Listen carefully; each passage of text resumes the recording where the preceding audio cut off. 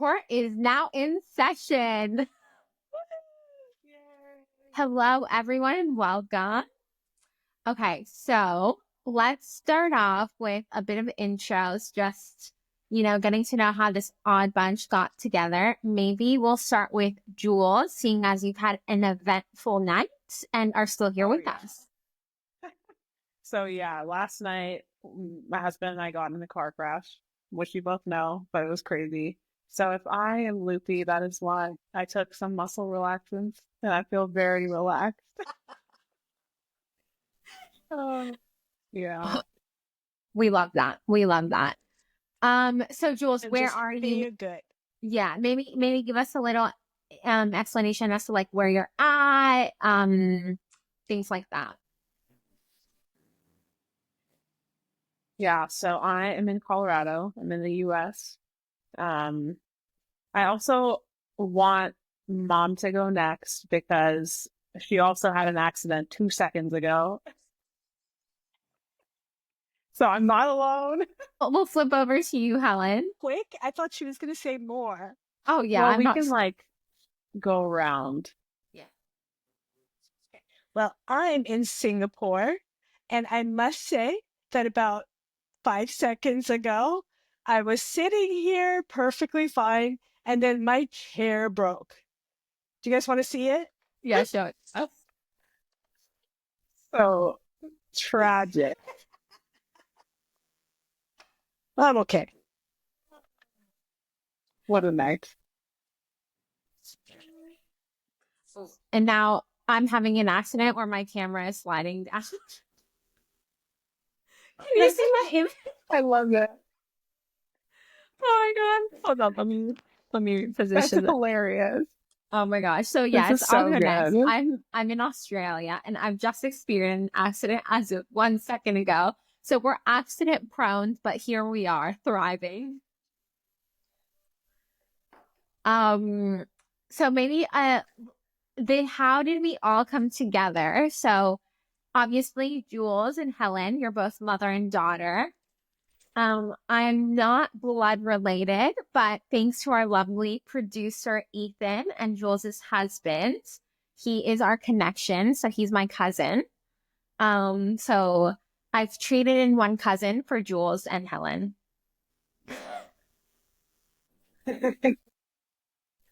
We love it. And how we came about to kind of, setting this all up and everything is Jules, you're an avid romantasy reader. And Helen, did Jules get you into this or how did it happen? Yeah, actually, I think it was in June or July. She said, "Mom, there's a set of books you've got to read." And I was like, I don't have time. I'm too tired. I come back from the studio and I'm dead. And she's like, no, you got to do it. You got to do it. She did the same thing to me when she wanted me to watch The Office, which I thought was irritating. And then she made me watch it with her. And then I fell in love. Yeah. So I trusted her. I'm a little stubborn. Yeah. And so I started. I got the books. Wait. Which books? Wait, I remember that it was actually Fourth Wing you told me to start with, right? That's true. But I did also tell you about SJM, our queen. Yeah. All hail the queen. All hail. Yeah. So it seems like it's a bit of a common thread with... Anyway, Oh yeah, go ahead, Helen. So I think I started with Fourth Wing and the second book hadn't come out yet, so she said, why don't you start with ACOTAR now? So that's what I did. I started with A Court of Thorns and Roses. And then that's when the whole thing just went crazy. I started reading it, and she hadn't yet. She had read it. She had started it at some point and never finished it? Yeah, well, okay, so this is how it started for me. Yeah. My sister-in-law and I have like the same reading tastes, like just the same. And she was like, you have to read ACOTAR. And I was like, okay. So I read the first book. The first 4 chapters were just like so slow, but then it just picked up and I was hooked. But for some reason, I don't remember because this was like, I don't know, 2 years ago. I just was like, oh, okay, like that's cool. I think like life just, got in the way. I didn't like continue. And my sister-in-law really wanted me to, I think, but she didn't like push me, but she kind of did because later that year for my birthday, she had gotten me the full set of the books that are currently out. And I was like, well, now I feel like I have to. So yeah, I never looked back since then. So that was like November 2 years ago, not last November. So November 23. No, it can't be something like that. I don't remember the date.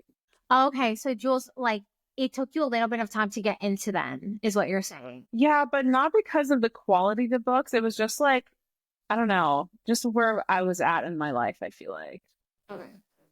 But then once I started, then I was like, Juliet, you've got to finish this book.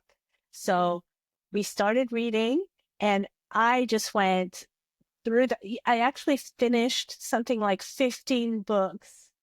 Mm-hmm. No, 30 books. I finished 30 books in 6 months after that. I just went crazy. From like July to December, you read like, 50 books. No, 30. 30. Oh my God. It's blame everything on the muscle rush. I'm not normal right now, but we're here. Oh my God. So good. And then how did you get into it, Melissa? Yeah, so I've loved reading my entire life. Like, I've been part of book clubs and things like that, but I never read Romantasy. But obviously through Ethan, Jules and I connected. And then she just wrote me one day and she's like, have you ever heard of ACOTAR? And I'm like, at first I couldn't even pronounce it. I'm like, how do I pronounce that word? And I'm like, no, I don't know what that is. And she's like, okay, promise me, and I quote, promise me that if you're going to start reading it, you have to read the first 2 books. If after the first 2 books you hate it, you can stop reading it, but you have to read the first 2. And I'm like, okay, that's very specific, right? And I'm like, okay, yeah, sure, I'll give it a go. I was like, I'll give it a go, but what's it about? And she's like, oh, it's romantasy. I'm like, what is romantasy? Like, I had no idea. Like, I've always been into romance, mainly romance. Like, I've read Nicholas Sparks, Colleen Hoover, like things like that. So she gave me a little bit of an explanation. I'm like, I'm not gonna like this. I'm like, what's a fairy? Like, I have no idea.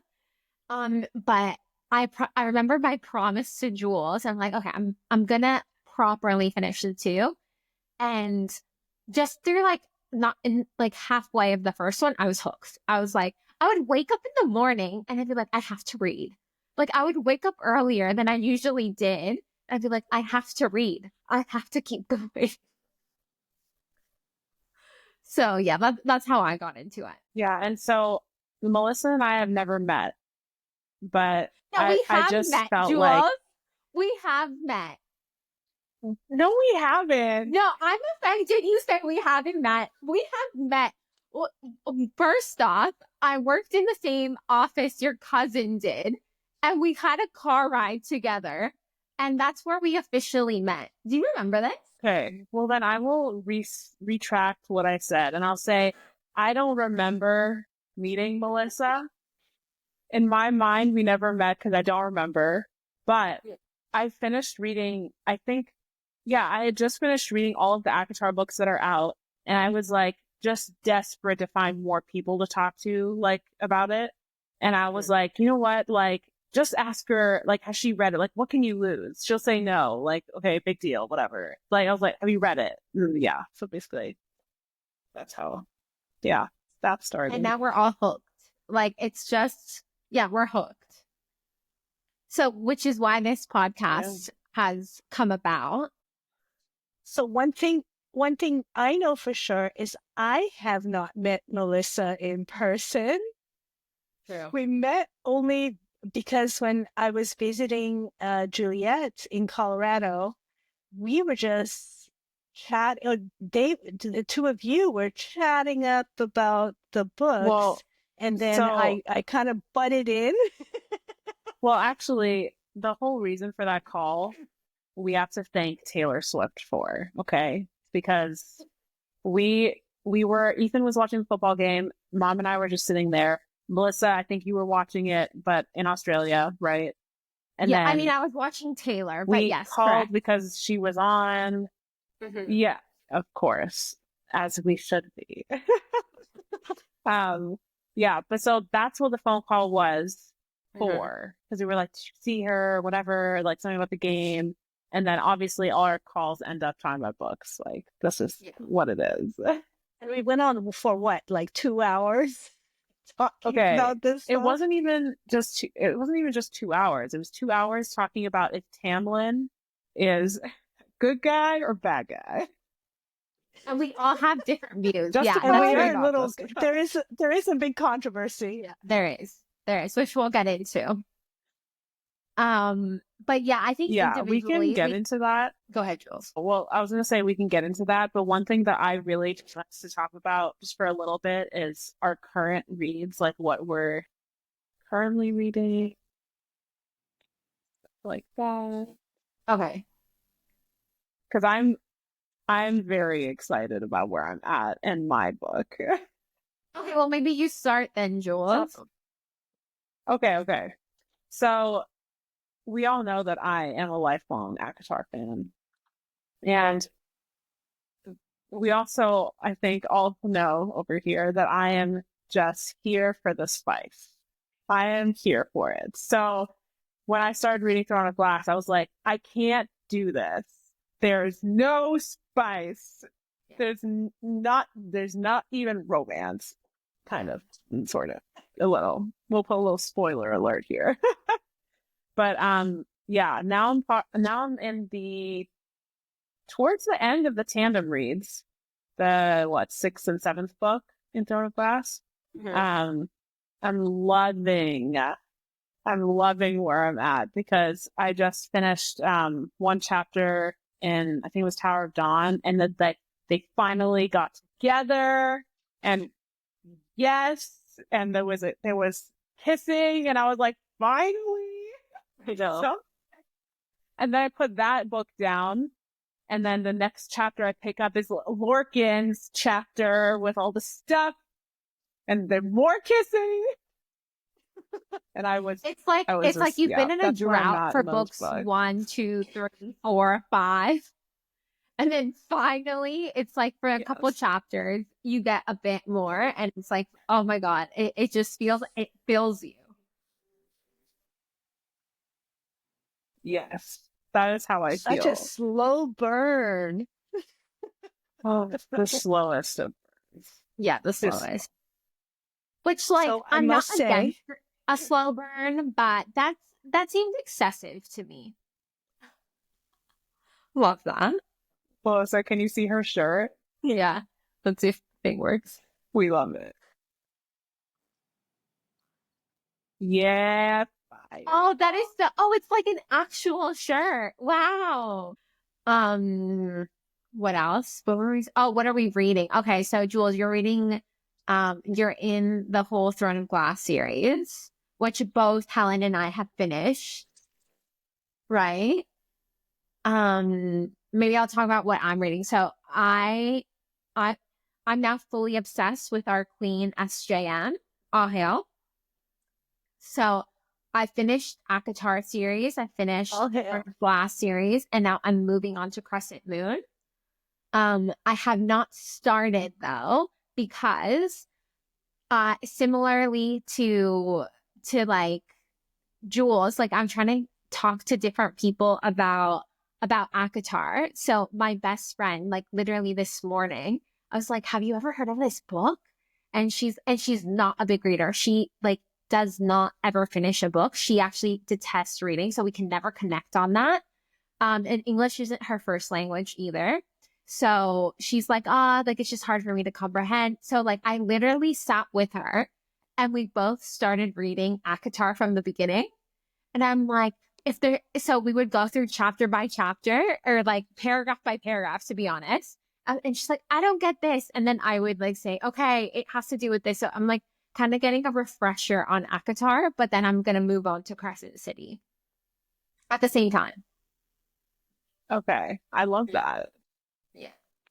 So as far as I'm concerned, I have read everything Sarah J. Maas has done except the last book of Crescent City. And that's because I made a deal with Juliet. Because we're all at different places every time we read, and we can't really talk very much about the stuff, we made a deal that we'll read that third Crescent City book together. So I'm waiting for her. And in the meantime, I've finished, I don't know how many series, but at the moment I'm reading this thing, which is The Serpent and the Wings of the Night, which I'm not into yet. I hope it gets better. Well, like, where are you at in it? 20%. Okay. Like okay. I have not read Serpents and the Wings of the Night. I have it. I have a whole stack of books that one included Serpents and the Wings of the Night. That I'm just like waiting for. Okay, this is my plan. I'm gonna finish the tandem reads that I'm on. Then I have to read Kingdom of Ash. Then we're done with Throne of Glass. Then we could talk about Throne of Glass because we're gonna want to get into all of that. Okay, and then when I'm done with that, I have to read the last Crescent City book, which because my mom just explained that we've always been like a book behind, or I've always been a book behind her because she has so much more time with me than me, and I'm a slow reader, very slow. We'll talk about that later too. Slow, like I don't pick up on things that you guys pick up on. But anyways, once I'm done with that, I have to figure out like when I'm going to read that book that she's reading right now. When I'm going to read The Veiled Kingdom. I just like have all these books I need to read, and I'm just slow. I have so many recommendations as to what you should do first after in order. SJM, Hail the Queen. All hail. Oh, wow. Okay, so maybe since we've all read ACOTAR, we can speak a little bit about some like hot topics. Is that cool with everyone? Should we start with like, yeah, I think that's totally cool. What should we start with? Like favorite characters? I don't know. I think we start with our most. I think we should start with divisive. Tamlin. No, I think we start. Yeah. I think we start with our most divisive topic, which is Tamlin. Yeah. So maybe Jules, you go first, and then Helen and I can go because I think Helen, you and I are more aligned on. Okay. You. Yeah. Okay. So I think everyone will. My mom knows this about me, but everyone will very quickly learn that I'm a very like negative thinking, just negative person. So when I read the ACOTAR books, I was just seeing like all the red flags with Tamlin, even in the very beginning, the very first book. And I think, I never said this to you guys, but I think that after I finished the books and I saw like all the memes about how, they call him tampon or camel toe or whatever, like, I think I was like, yeah, see, people feel that way too. So I'm 100% right in the way I feel about all the things he's done. But then, and we'll get into it because you guys, you 100% are going to talk about how he's not that bad of a guy. But like, there are some things you guys said that I was like, oh yeah, like, I guess that's true. So I'm not like a Tamlin hater, but like, I feel like he did some bad things. And to me, if he did that to me, unforgivable. You're done. We're done. Absolutely not. No. So what things? Never. So what things? It's like, what is that deal breaker that Tamlin did? Okay. Okay, my first red flag was in the first book when they're under the mountain, and he finally, like, because he's not showing any sign that he cares about her, not really even looking at her or whatever. And then the moment he gets a moment alone with her, he just cares about one cardinal thing, and that's it, rather than trying to help her escape. If he really loved her, he would let her escape. That was my first red flag. But then, you know, all the other red flags came later, and it was, yeah. Okay, so maybe Helen, you and I touch on this because I think that's like the biggest thing for a lot of readers, right? They're like, under the mountain, he didn't do anything to save her. I'll share my view first, since I'm talking, but like, I disagree wholeheartedly with it, right?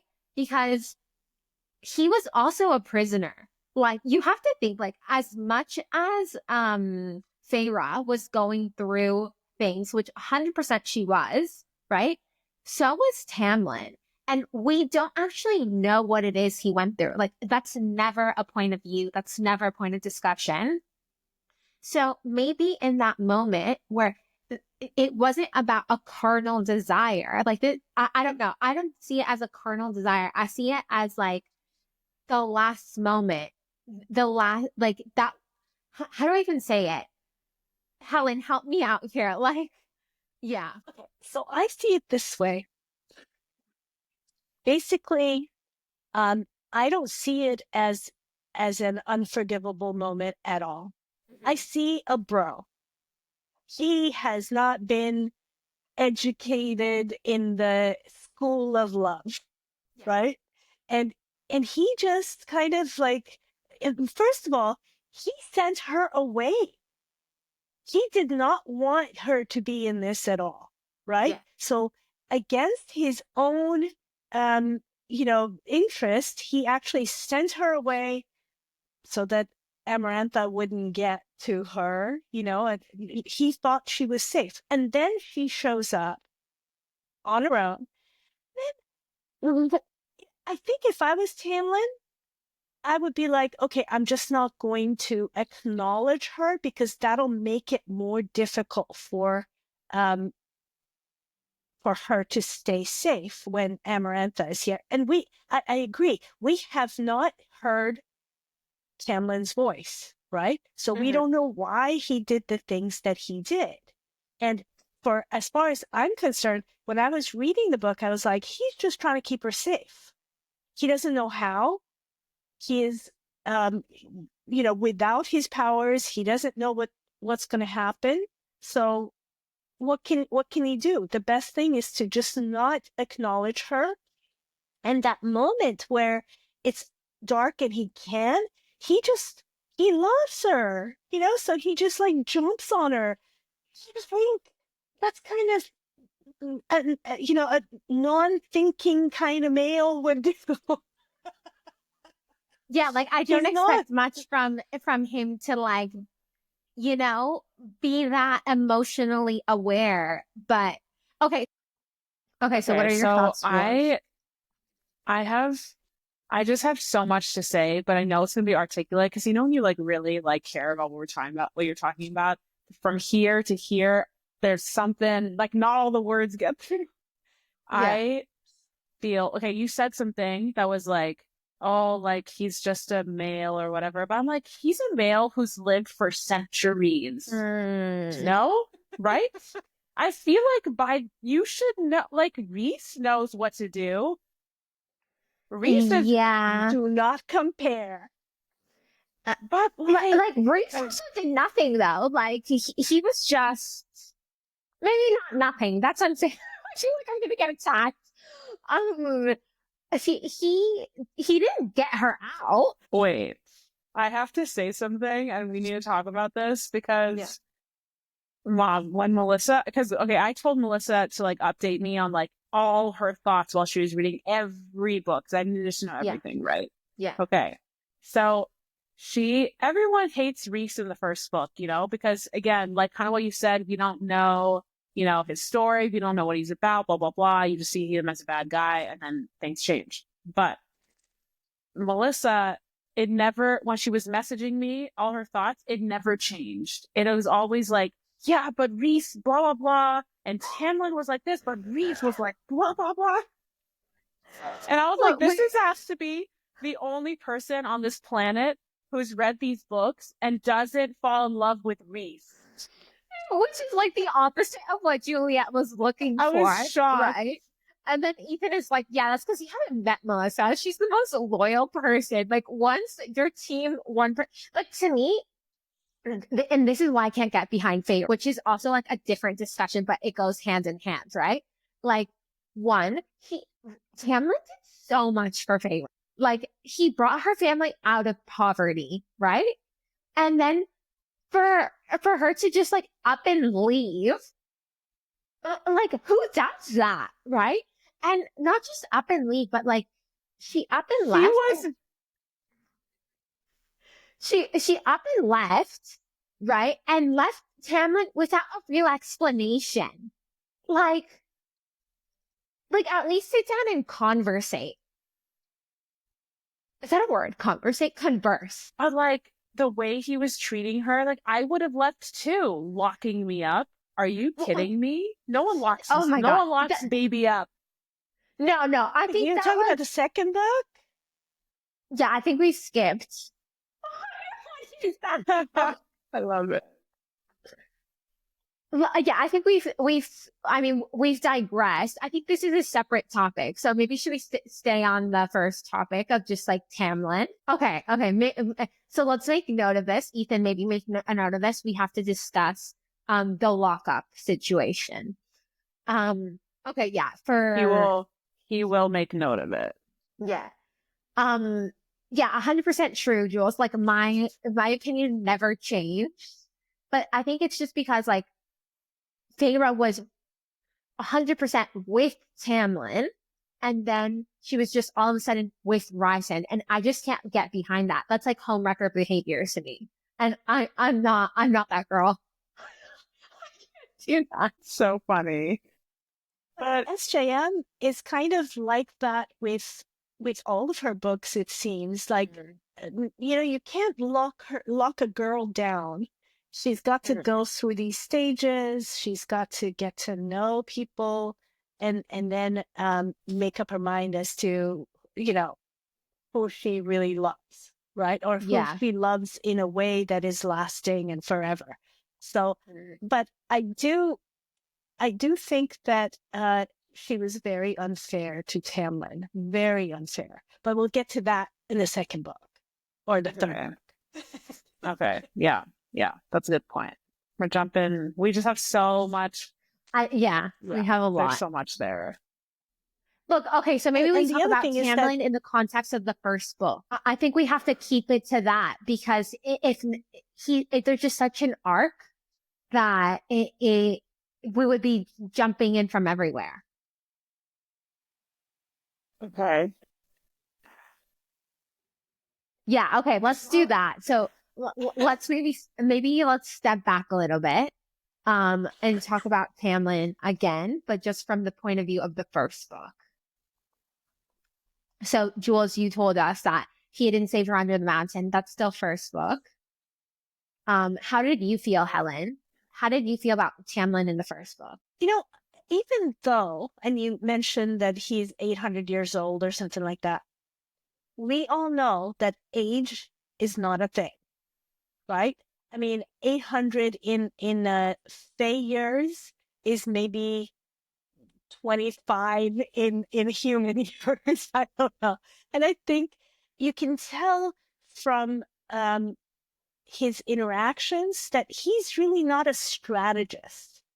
He's just a lost boy that has lost his powers or can't do anything about this Amarantha rule and doesn't really know. He's not the only one. The entire court, all the courts are involved in this helplessness, including Rhys. But Rhys is kind of a strategist, right? And you don't see it so much until the later books, but you can kind of see it in the first book because he does things very strategically. He wants her to eat, or he wants Amarantha to kind of see her in a certain way. So this is what he does. He puts the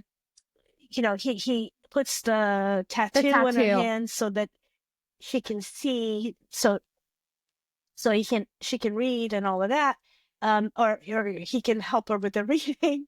But he's a strategist. Tamlin is not. He never has been. In fact, he's a lost boy. This is a very normal kind of thing. Some men think a little bit harder than others. Same with women. Some are thinkers, some are not, and some are just reacting. So to touch on the subject about Tamlin just being a boy, I think, and this has nothing really to do with Feyre, but like, when they were doing that, there was that day where like people, the court were like offering things to him, and they had nothing and he had everything, and Feyre was like not, about that because of her past. I think that also shows how he's a boy. Like, exactly. And if if you read into the book, really read, you'll see that he was not trained by his father, right? Mm-hmm. He does not know how to run this court, and he just is doing the same thing that his father did. Again, he is kind of just reacting, going back to exactly what he experienced as a boy with his father doing the same thing. And his father's obviously not a good guy, and so he's just repeating whatever he's learned. yeah. So I kind of do excuse him. I excuse him throughout these books. First, because I can see how it happens. Second, because I have not heard his voice. Okay, that's true. And every human being, or they're not human beings, they're Fae, but if they're, like us, they're going to have their different personalities, just like we all do. And they're going to have different growth spurts, emotionally, mentally, all of those kinds of things. And we also know this from SJM, Hail the Queen, that what she does is she explores people in their voices, and she does that. She does that increasingly as she she matures as a writer, and even in Throne of Glass, you see the progression. So here we see the progression in A Court of Thorns and Roses as well, and throughout. We have to kind of assume that there is more to that character. We just haven't heard it yet. And I think there's a lot of backstory with Tamlin's character that we don't even know about yet. Obviously, this is all just speculation, but like I think there has to be something with Feyre's mom, whether he knew her somehow, or maybe he knows her descendants, like Feyre's descendants. Like, we just don't know. Like, why is it that this prophecy had to be broken by Feyre? And it wasn't Feyre and Rhysand. It was just Feyre and Tamlin. That was destined, right? So there has to be a bigger connection. And Tamlin is just like copying it for these books in the meantime. Look, I think a book is coming. The Tamlin point of view is definitely coming, because that's actually, when you think about the Beauty and the Beast comparison, we haven't even got to the part where the Disney stuff starts, right? Yeah. This is all backstory. Yeah. Yeah, I know that he will get like an ending that is satisfying to audiences, will understand where he was coming from. I don't know if I can forgive him. I don't know yet. I have to wait and see how she spins his story, because everyone hated Rhys in the first books, and now he's pretty, like, he's most people's favorite. Let's be honest. But He's what not is my forgive? favorite, but Like, I think this is where we disagree. Like, what is there to forgive? Like, he was also a prisoner. There was no way he could get out, either himself or get her out. He would have just gotten her killed in the process. Like, Look, the I only didn't happiness he could didn't give her hate was that him. moment. Mm-hmm. I didn't feel this strongly after the first book. I felt this strongly when I continued reading the series. So if we're talking about just the first book, then I'm just gonna have to wait to unleash all of my hatred. Well, and if we're talking about all the books we have so far, Yeah. Feyre sucks. Oh, she's the terrible. worst. She's the worst. She's the worst. I mean, what she does, first of all, she leaves without explanation, writing a letter. And she's illiterate. He knows she can't read. Yeah, exactly. Okay. She's illiterate. So how is she? So if I was receiving a letter, I would be like, what the hell is this? So no, what do you expect that's her the to first do? part. What do you expect her to do? She will Have a the guy conversation, locked like, her up. If she goes back, no. If you She go doesn't have back to to go the back. place where you were locked up, you think you're good. But you're saying a letter is not good enough, and you have to It's be in not. person. That's what you're It's saying. You have to be not. in person to share this news. It's not. She was engaged to him. She was walking down the aisle It's not to him. difficult. Sorry, there's so much lag. It's hard. No, I think, yeah, I think actually that look, wherever she's gone to all kinds of places she's not supposed to.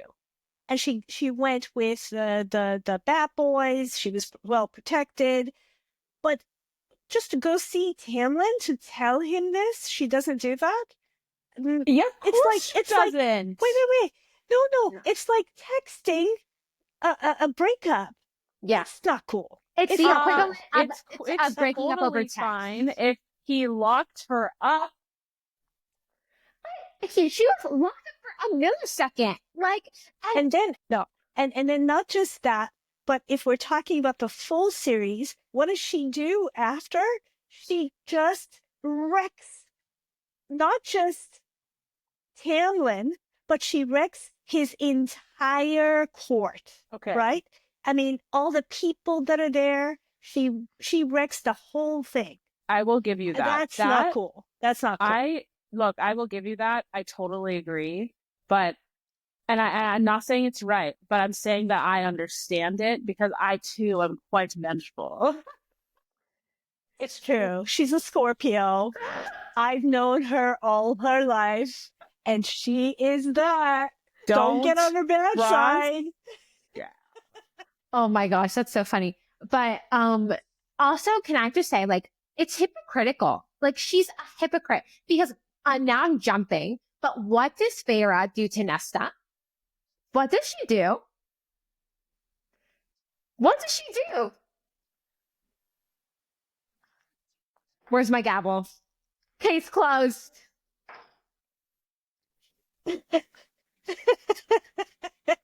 No, I don't know. I don't know about Feyre. I think she's messed up.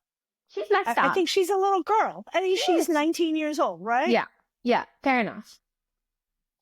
She has an excuse. She's a teenager. Yeah.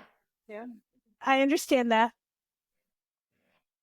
Like, I agree with Helen. Like, she has an excuse. She's a teenager. Maybe she doesn't know the mature thing to do when you're engaged to a person. Instead of writing a breakup note when they don't even know you can read or write, is to maybe like meet at a, at a central place or a common ground, right? To have a conversation. She could have had Ryzen, like the Bat Boys backing her and whatever. But she doesn't know that. She's young. Whatever. I lost my train of thought.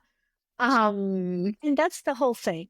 I think Feyre does the teenage thing. I mean, and I don't want to insult teenagers. Not all teenagers are like this. There are some amazing teenagers around, including my girls when they were teenagers. But I think there is enough, examples that she's just not mature, and she does not do the mature thing in any way. Agreed. That's Feyre. Maybe she'll grow up. I don't Maybe Reese will disagree. help her. Yeah. Are we done with Tamlin? I think so. I think we've covered Tamlin. What I will say, just to end this Tamlin stuff, is that, and it's more like about me, but every time you guys say something, okay, nothing, not every time. Sometimes I totally disagree. But there's times where I'm like, yeah, they have a point, and then my like hatred for him goes down a little, but then I'll see a meme and it shoots right back up. Yeah. That's the thing. I think people have just gotten on this I hate Tamlin bandwagon, and they're just like going with it. But when you actually start to dissect his character, like there's a lot of things he didn't know. It's a bit unfair. I feel like people are being unfair to him. I totally agree. But I think on a big scale, like if you look at the big tent, I think people are generally, how should I say this, not as mature as they should be. And This honestly, is just, people just love to have somebody to hate. Like you see it That's in right. all shows, It's you see it in books. Like there has to be a villain. There has to be a villain. And in this case, Tamlin is the villain, but I just don't think, you know, I just don't think it's worth It's not it. fair. Yeah. I totally agree. And I will trust the writer to remedy this in the future books. But I do think that as you said, people want a villain, but they're very quick to judge. And this is in a cancel culture that we have today, right? Tamlin's canceled. Mm-hmm.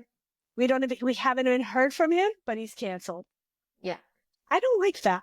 I don't think that's fair. Helen, that is such Yeah, see, a good there you point. go, saying stuff That like is such that, a and good I'm like, point. well, that's true. That's so true. And then I go, okay, well, yeah, like, let's just wait and see what happens with this character. But then I telling you, tomorrow I'll see a meme and I'll be like, yeah, he locked her up. He almost wrecked her with when his magic got all out of hand. When I was, in the scene where it was by the doorway. I don't think we're done, actually, then. This whole locking her up thing, it's not right. I'm not saying it's right. It's not right. He knows Amarantha. He knows Amarantha. He knows the world that he's in. He knows that she has no powers. She had powers at that point. At that point? Yeah. Yeah, at that point she did. Yeah, She at had that point powers, but she got powers, but she doesn't even know what they are. Yeah. She hasn't been trained. If he And really you know what? loved her, No, I don't think it's if if he really he would loved have her. like helped her through. I think sometimes when you love somebody so much, right? It's like if they're a protective sort of person, that's the first instinct they have. So he went into like a protection mindset.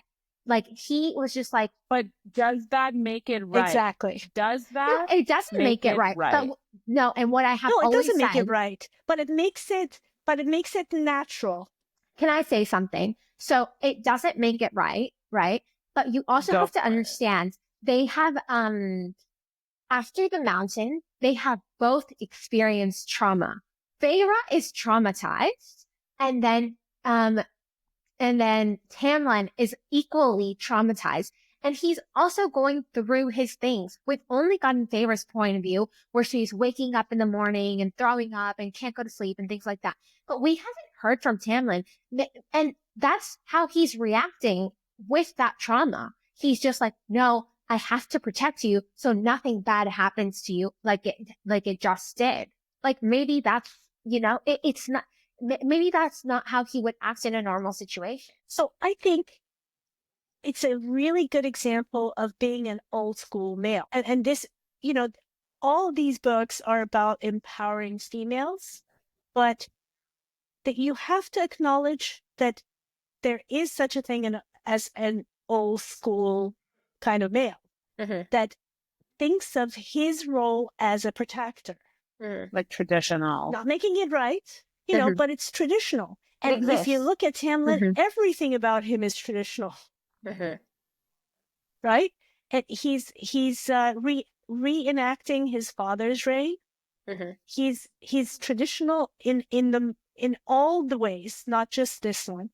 And if she was more mature, she would be able to have a conversation with him instead of herself going nuts. She went nuts too, but she is a teenager. She doesn't know how to voice these things and how to get herself to be trained to be seen as a fae, right? To be seen as somebody who needs to be allowed to understand her powers and all of that. Even when Reese does that, she doesn't respond right away. He has to kind of train her, without her really wanting to. And that goes back to what you were saying, Ellen, about Reese being a like strategist. He knew that she wouldn't be receptive to it. So he started small and then he had an end goal. Like he told her his end goal. Whereas Tamlin is not that. Like that's not his, quality. Like he was just says it how it is. And like, that's it. He's like, no, you'll get hurt. Stay home. Yeah, and when you think about Reese, actually, he also has his traumas, right? He was also brought up with trauma, but his response to trauma was kind of like, not his response, but one of the elements of his trauma was his mother. And his mother was powerful and loving and kind. And so he respected her as a human being, but he respected her as a person instead of as an equal, not male female thing. Just as so, I think he has Amryn, he has Morgan, more. He has more, and they're running his court. They're the ones, not the bad boys. The women are running his court. So he has a different understanding of this equality thing, right?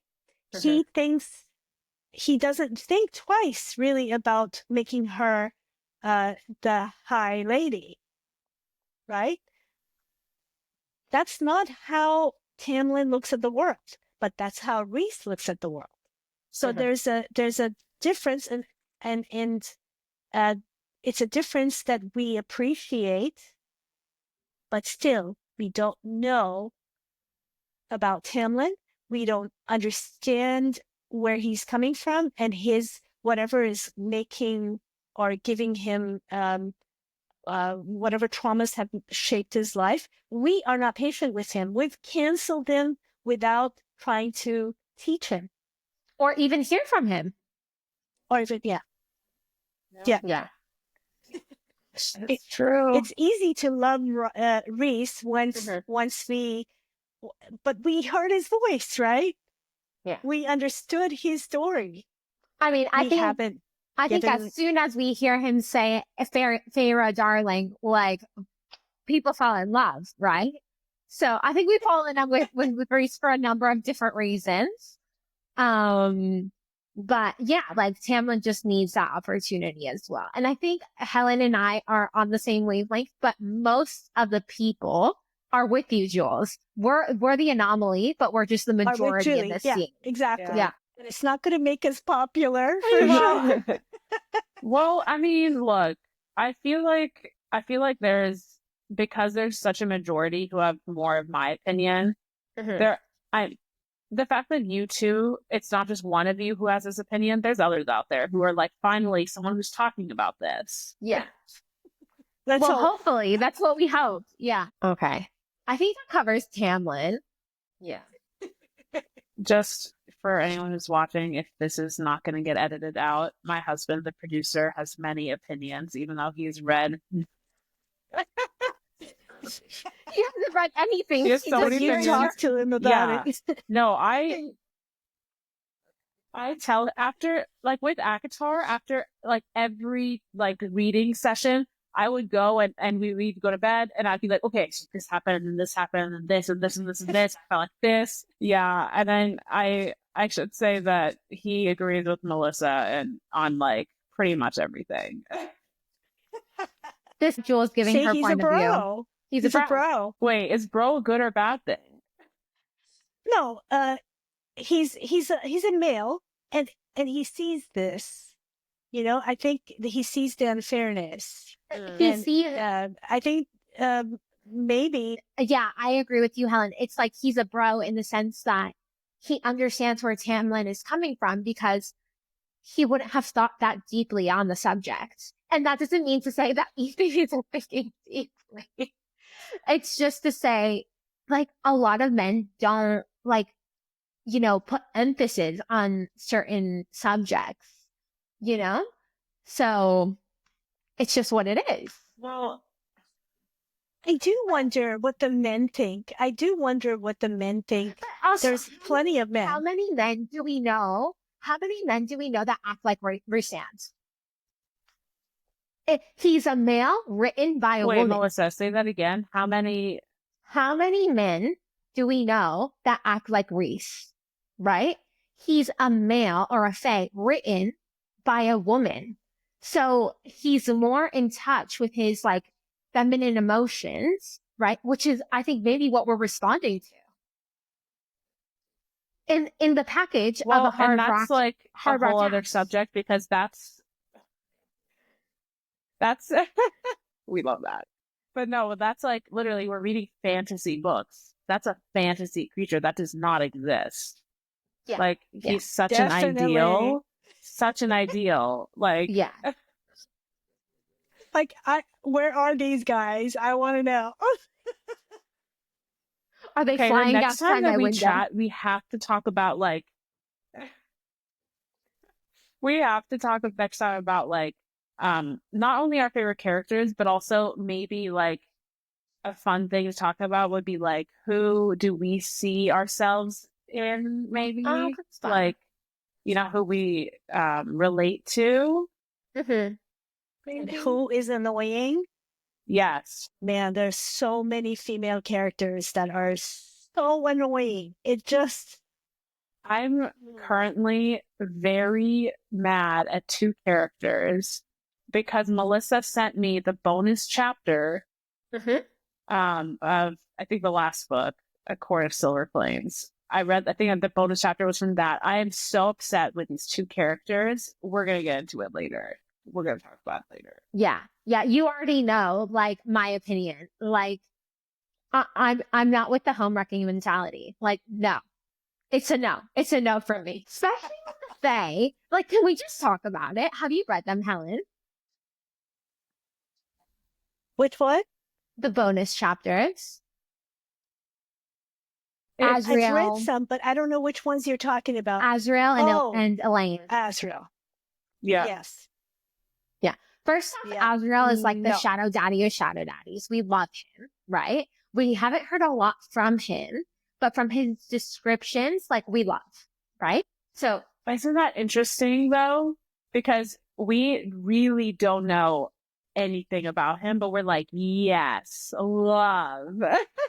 well, I think because he's so mysterious, it's like, oh, it brings you in. It's like that broodiness, you know, sort of thing. But it's not just that. He is also very protective of Feyre Yeah. and Rhys Yeah. and women in general. I mean, he's protective, but in a violent way. So he reacts without thinking. So maybe he's a bro. I don't know. Yeah, we haven't heard. And when we do read that bonus chapter, Yeah. I don't know. I'm not So sure I upset. like it. So Yeah. Yeah. Well, I think even before we discuss bonus chapter, we would have to like talk about the whole concept of having a mate, right? Yeah. Because it's so related to this bonus chapter. Yeah. So Ethan, It's not maybe just make note of these things. Yeah. Yeah, I'm not very sure about Azrael yet. I mean, he seems hot, but yeah, I want to know this guy first before I make up my mind. Yeah, but Elena as well. Like, well, Oh my God, she's a yeah. bit different though, right? Because she didn't want any of this. She didn't want any part of this. She just wanted to be in her garden, grow her flowers, marry her guy, and like live her human life. And she couldn't do it, right? But and now she's been like destined to this other life, and I think she's just rejecting it and pushing it away as much as she can. And Azrael plays a part in that, in her rejection. But Azrael has no excuse. Like, why is he entertaining that? And I think he says it there. He thinks it's unfair that both his brothers, right, like got a sister. So like, why is he not entitled to one? But that's not how it works. See, that's an entitled kind of attitude. No, I don't like that. I didn't like that at all. Yeah. No. The other thing is about Elaine. Elaine, we haven't heard her about her so much, but I didn't like her from the beginning. Really? I think she was mean to, she was mean to Feyre. Her reactions were not the kind of reactions that I would expect from a loving sister. Just like Nesta, you know? But Nesta was more fierce in it, and Elaine was just more quiet. And all her reactions, and especially when all that happened with her, with the guy that she likes, he was nasty. Why did she like him? Why?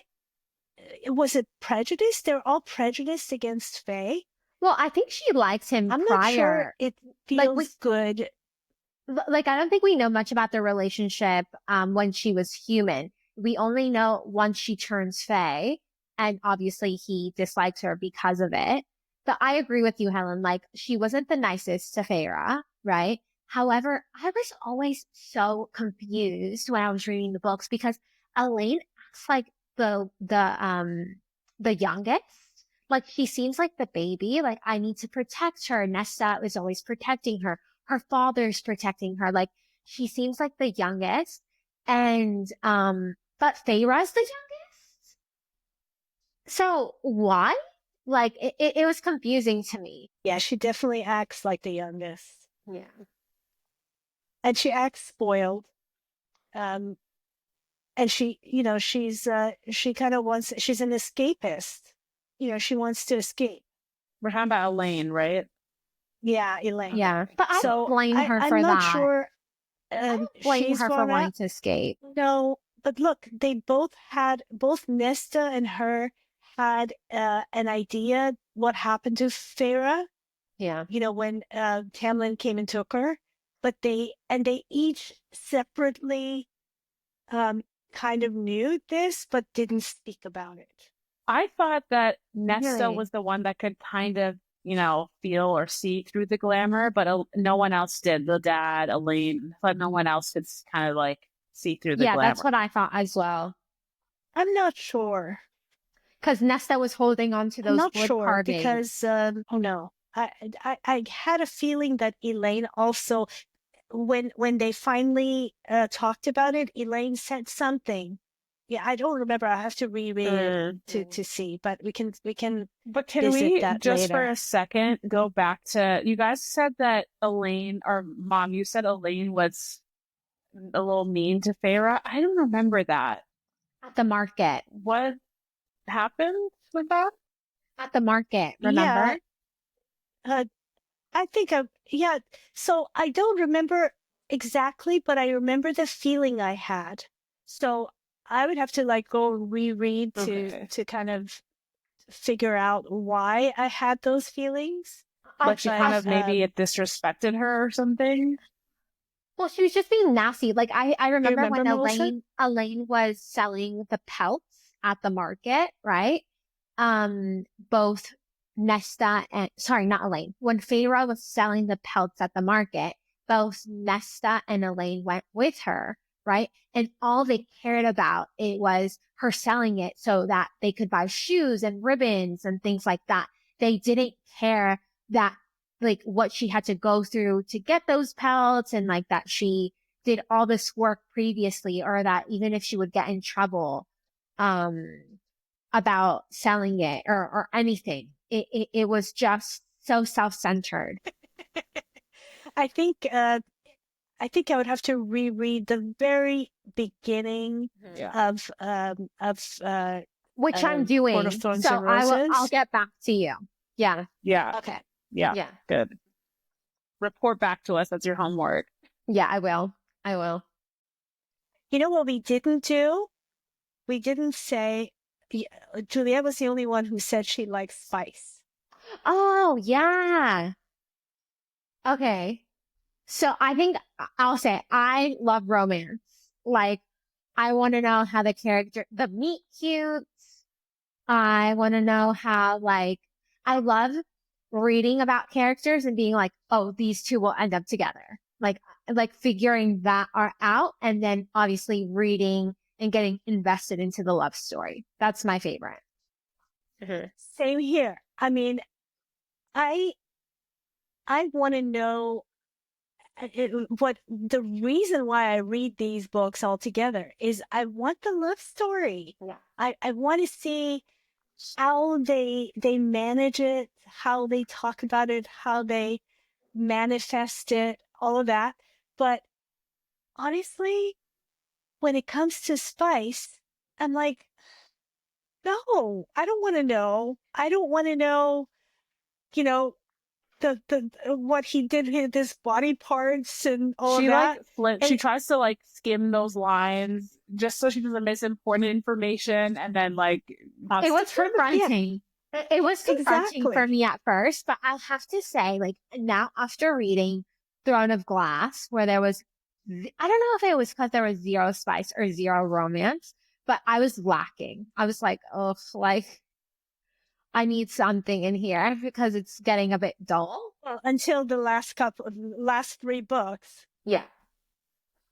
But even in the beginning, I liked it because there was like that, oh, Yeah, Dorian and Elaine. No, what is it? Aelin, Dorian, Aelin, Kale. I call him Cole. Yeah. well, I just think that I think my very favorite series, two of them, there's no spice. There's just romance and love and, how they come together. And I love that. I think it's fantastic. In fact, I think one of them, Powerless, um, that's the series where she doesn't do spice because her mom reads the books. And so she just says, hey, people, no spice because my mom reads these books. And Yeah. I'm like, yeah, me too. Like I'm your mom.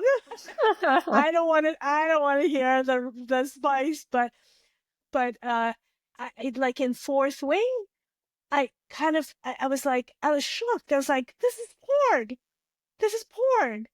And I was like, what is this? And then I tried to skip through, and then I had to go back because I mean, much later, because apparently there were things in there that I should have picked up about their powers and things like that. You have to read the And spice. so I feel like now I have to read the stuff just in case. And I don't know. I'm not a spicy girl. No, I'm not spice. I am a spicy girl. I'm glad you are. And I think maybe if I was 25, 30, maybe I would like it. I don't know. But no, not right now. It's a bit much even for me though. That's Like just a fact of life. it's a bit much for me because I read these things like when I'm in commute. So like I'll be on the train and I'm reading. And sometimes I feel so self-conscious. I'm like, oh my God, can somebody see the words on my page? Because if they can, like, I need to get off at the next stop. You know, this is too, people cannot see this. And even at home, but not even at So home. Like, once I good. got really into it, I wanted to read at home. And my husband would be next to me, and I'm like, oh my God, can he see my screen? Because, like, it felt wrong. It felt wrong. And then I told my husband, I'm like, do you know what smut is? And he's like, what? And he's like, I'm like, smut. And then he's like, it kind of sounds like what it is. And I'm like, oh yeah, like what is it to you? Like, I was like, you need to be explicit for me, because I need to know if like, I need to know that you know what this is. It was funny. Um, yeah, it's been an experience. Oh my God, It's so been a good. journey, eye awakening. Yeah. Well, I think what's super interesting is that, Melissa, you kind of started out reading like more romance stuff rather than fantasy or romantasy.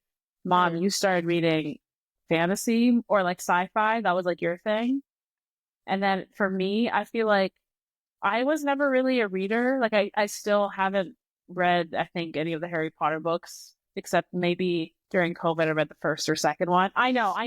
Because I'm really, guys, But listen. when I read Guys, it, wait, wait, listen, wait, wait. listen. I am not When a I reader. I'm not, oh, okay? So, but wait, my wait, I point is have to that, say this. Wait, I have to say this. When I was reading the Harry Potter series, she was in her teens, not even teens. She was like younger, maybe 10, 11. And she would sit there and, whatever I read, she would say, tell me everything. Oh, So okay. she's more of a listener than a Yeah. reader. yeah, okay. So yeah, I'm like a mix of both of you because now I read like romantasy, fantasy, and romance. But that actually, Mom, you brought up a good point that I wanted us to like share is because I think we all read differently because I hate soft cover books. Hate, capital H. Because I just hate when it gets bent. It's just the worst. So I love hardcover books, but I'm finding that I'd like to listen to the audiobook while I'm reading the book. So I need both. Oh, Melissa, okay. Melissa, you read differently than me. How do you read? I think I don't like carrying heavy things because my bag is already so heavy. So I just do the ebook, like even just on my phone, and flip through it that way. And then at night, like I'll put on my laptop and read it there. Yeah. I don't care what the book is. I don't care if it's hardcover, soft cover, whatever. I'm not an audio book kind of person because I want to be able to go back when I phase out, I need to go back and reread. But what I've noticed is that whenever I read an ebook, my eyes get strained. So even though it's much more convenient, my book is always in my hand, bus, whatever. I've noticed that it does strain my eyes. So I prefer the printed page only because of that. But the convenience of the ebook is so good. And also, I can't always find the books that like the what was it, the Blood and Ash series. I couldn't find the later books.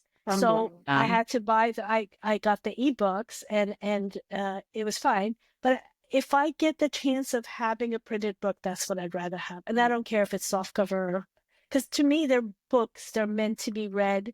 They're meant to be like handled. I don't care if they get messed up, you know. I'm so the opposite. Well, I'm really old school, really old school. I should also tell you that I was a reader before anything, because as a kid, I was like, people thought I was deaf and mute because I would just sit in a corner and read. That's all I did.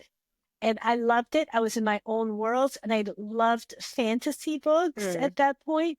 And then, that's why I got into like Twilight. That was another one because Juliet was like, "Mom, are you gonna read this?" I'm like, "No, they're giving it really bad reviews," and she's like, "Mom, you have to judge things on your own rather than what people say. I was like, you're right.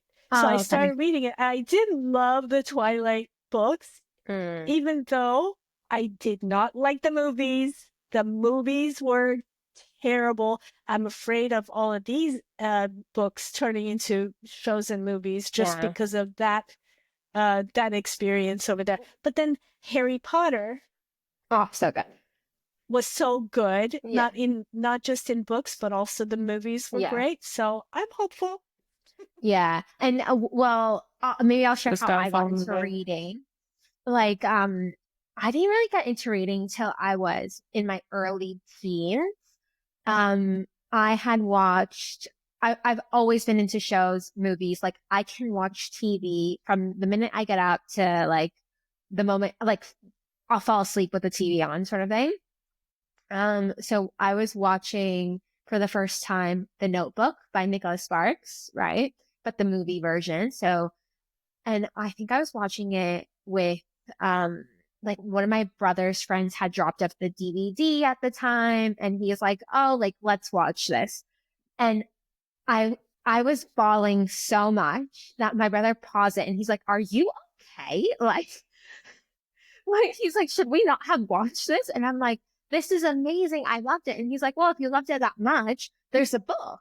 And I'm like, "Really?" And he's like, "Yeah." So we got the book and I started reading, and then I just started reading all of Nicholas Sparks, and that's how I really got into romance. So that's kind of like where it kicked off for me. Yeah. And then in university, I joined a book club, and it was like 4 other girls, and we all had really different genres as well. So we would read different things. Like there was one girl that was into spice. There was another one who was really into fantasy, and like just we would read all different sort of things. But that's how that came about. I just feel like I've finally found the right fit for me, because I also used to read romance, and then when I moved to Sweden, there were no books in English. So I complained to one of my husband's coworkers, and the next day I got bags full of sci-fi in English. So because there was nothing else to read, I just read all the sci-fi, and I loved it. I loved the sci-fi, but then my heart is with fantasy, romance. I don't like fantasy that is just pure fantasy. There has to be a romance thing in there. Yeah. And spice. Nah. Not for me. But anyway, it's been fun, ladies. Yeah. Let's do it again. Yeah, we'll see y'all next week. Court is closed.